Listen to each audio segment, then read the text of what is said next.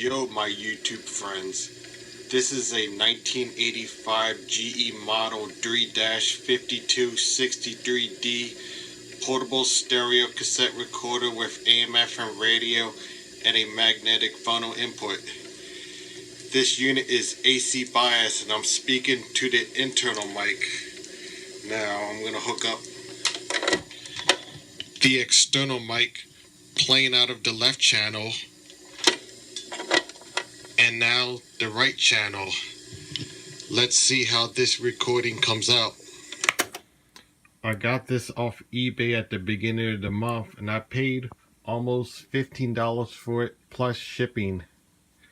And what made me get this is when I was 10 years old, I had this very same exact model. And how I obtained that, well, during that age, I used to go around the neighborhood asking people if they had any like electronics they were throwing out. And yes, my days of collecting electronics started around that time. Anyway, so one of the neighbors I asked had the same exact one and told me it doesn't work.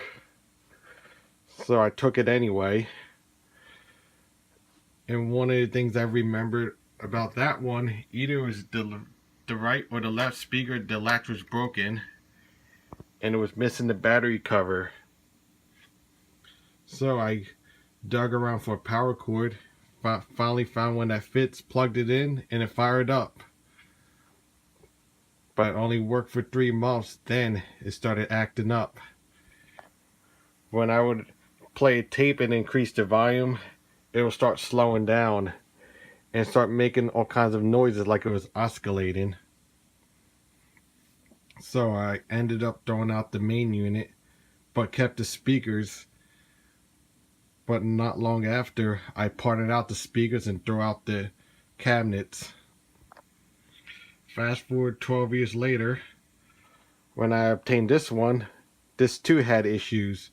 For one, the belt was worn out, of course, expected for something this old. But this one also suffered from the same problem as well. Or even worse, when I would increase the volume, it'll lose power as if it was running off weak batteries. So I took it apart, checked the power supply, and that was measuring 9 volts as it should. Then, by accident, I pushed the switch all the way in. Then it was perfect. So that's when I decided to get a we call it a alligator clip thingy. Put it across the switch and bam, this thing just had full power like if nothing ever happened to it. So I concluded that the switch was dirty, so I sprayed it with contact cleaner and it was perfect ever since. And of course, I worked on the tape deck, replaced the belt, and cleaned everything in the tape path, and this thing has been perfect ever since. I'm going to demonstrate radio since I already did the tape. In the basket, came along the far side, got it to bank home. Now Rod DePersia draws a foul on the other side. Well done there. Just a little bit of contact. Not sure DePersia intended to draw the foul on that one, but he'll take it. Works for him. One more foul, and the Profs will have 1-1 for the Jack. Just up on the texture. First 30 college.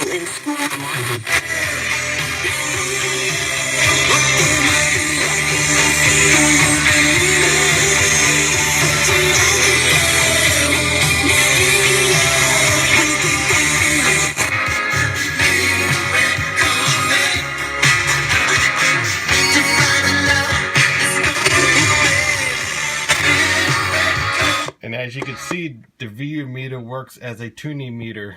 If I push the switch in and when I release it, it's back to its intended function. If I put it in tape mode, let's play back, shall we? Battery meter too.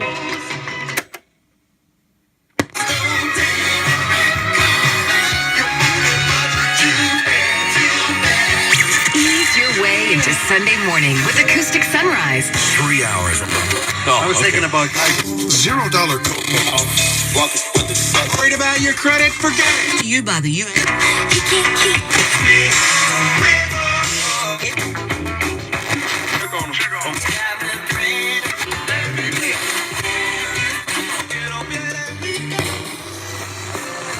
Has a great tuner.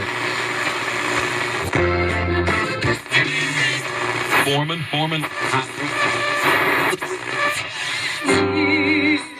They're able to. My child or my boss. Literally. Oh, and service their. That is held him for the off season, and then run the risk of losing him, right? Because he's a free agent. Rebound. It's a shame. Understand the logic of not Is listening. The choice. So he might be people better than Things that I had to hold. 25th. That'll be at the studios in Wilmington. Get the materials list and registration details at the Hometown Happenings page at mix995wjbr.com. I'm Donna. Hey, coming up, we're going to hear Appropriately Enough. That's it for this video. I hope you enjoyed. Out.